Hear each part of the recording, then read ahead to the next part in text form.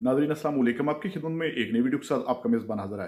नाज़रीन, care taker prime minister इनवारुल्लाह काकड़, जिसने अपने दौरे वक्त में पीटीआई पर बड़े जुल्म किए हैं और मुस्लिम लीग नवाज के लिए बड़ी ही सहूलतें और बड़ी ही राहें हमवार की हैं, लेकिन आज इसने उसी मुस्लिम लीग नवाज और एक कोलिशन जो सेट अप बनकर बैठा है उनकी धज्जियां उड़ा दी हैं, उनको नंगा करके रख दिया है। नाजरीन, आज लगता है इनवारुल काकड़ ने अपने माजी को साफ कर दिया है। नाजरीन, वीडियो ऐसी शायद आपने पहले कभी ना देखी हो, वीडियो मुलाजा कीजिए, फिर इस पर तफसील से बात करते हैं। नवाज शरीफ साहब ने एक तकरीर की, कैसे उनके डेमोक्रेटिक क्रेडेंशियल्स पे यकीन करूं? सियासी हुकूक गस्ब किए हुए हैं, यहाँ के इलेक्शन ठीक हुए हैं या नहीं हुए हैं, यहाँ के इकोनॉमिक राइट्स और पॉलिटिकल राइट्स वायलेट हुए हैं।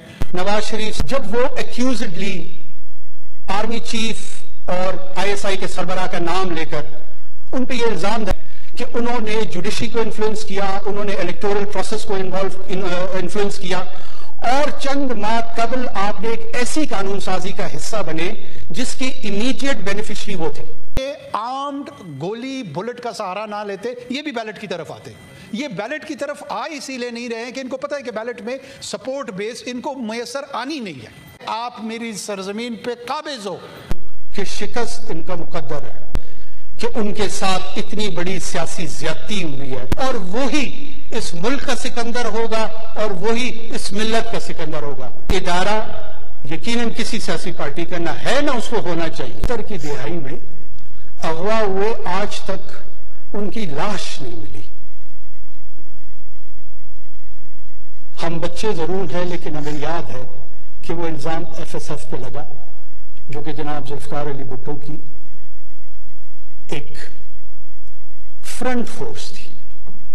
फिस्ताइयत के मुजाहरे मौलाना मुफ्ती साहब के साथ और दूसरे अकाबिरीन के साथ जो कुछ असेंबलियों में होता आ रहा था, उसकी याद दहानी कराऊंगा तो शायद तलखी बढ़े, लेकिन सीखना जरूर चाहिए।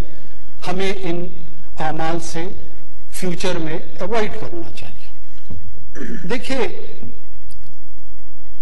मोहतरम, नवाज शरीफ साहब ने एक तकरीर की, मैं बहैसियत एक शहरी, बहैसियत एक वोटर, बहैसियत एक सिटीजन, बहैसियत एक पॉलिटिकल वर्कर कैसे उनके डेमोक्रेटिक क्रेडेंशियल्स पे यकीन करूं जब वो एक्यूजडली आर्मी चीफ और आईएसआई के सरबराह का नाम लेकर उन पे ये इल्जाम धर रहे हैं कि उन्होंने जुडिशरी को इन्फ्लुएंस किया, उन्होंने इलेक्टोरल प्रोसेस को इन्फ्लुएंस किया, और चंद माह कबल आपने एक ऐसी कानून साजी का हिस्सा बने जिसके इमीडिएट बेनिफिशियरी वो थे।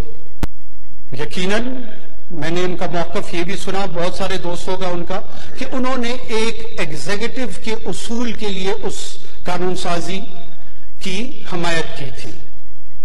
क्या जो शख्स या जो पार्टी ये समझती है वो इस कानून में एक छोटी सी तरमीम नहीं ला सकते थे कि इस कानून का इतलाक आने वाले आर्मी चीफ पे होगा, मौजूदा नहीं होगा? मिन्नो अन उसको तस्लीम किया गया,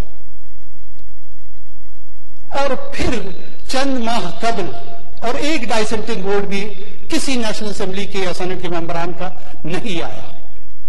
अगर वाकई ये डेमोक्रेटिक स्पिरिट्स के तहत थी तो कोई एक फर्द एक इख्तिलाफी नोट रिकॉर्ड पे लेकर आता कि जी मेरी नजर में ये कानून दुरुस्त नहीं, इसको इस अंदाज में नहीं होना चाहिए था, नहीं हुआ। ये प्रिज्यूम्ड एक्सपेक्टेशन थी कि वो ताकत का सरचश्मा है और वो शायद हमें इजी एग्जिट रूट दे देंगे, ये भूलते हुए कि अब यहां पर एग्जिट या रिलैक्सेशन अगर किसी को मिलेगी तो वो कवानीन के तहत मिलेगी, वो किसी इदारे की वजह से नहीं मिलेगी, वो किसी फर्द की वजह से नहीं मिलेगी। माजी में शायद होता आ रहा हो, लेकिन अब इस पाकिस्तान में उसकी गुंजाइश कम है। बार बार यहां पे इस फ्लोर पे धमकी आमेज लहजे में जो गुफ्तगू की जा रही है, असल में उनको डराया नहीं जा रहा, उनको पैगाम रसानी ये की जा रही है जो हम तजर्बाकार टीम है जिन्होंने जब डायरेक्ट इंटरवेंशन इन इदारों की थी, LFO के तहत 27वीं तरमीम में जिस तरह आपका साथ दिया, फिर जब जनाब मुशर्रफ साहब ने दोबारा सदारती इलेक्शन लड़ने का इरादा किया, उसमें जिस तरह की उनकी फैसिलिटेशन की गई, ये होता है तरीक़ेकार आपकी सपोर्ट का। आप हमें आजमाएं, ये भूलते हुए कि ये इदारा यकीनन किसी सियासी पार्टी का ना है ना उसको होना चाहिए, लेकिन ये इस इदारे की आईनी जिम्मेदारी है कि गैर आईनी है और अनकॉन्स्टिट्यूशनल इंटरवेंशन की तरफ राग़िब कर रहा है। इसको मैं कंडेमनेशन करता हूं, और किसी भी तौर पे कल को अगर हुकूमत PMLN की होती है, पीपल्स पार्टी की होती है या किसी और जमात की होती है, उस वक्त की हुकूमत की एग्जीक्यूटिव ब्रांच पर यह फर्ज है कि उसके तमाम ऑर्गन्स उसकी सपोर्ट करें। जनाब चेयरमैन, दो अप्रोचेस हैं। हम भी चाहते हैं सिविलियन सुपरमेसी हो।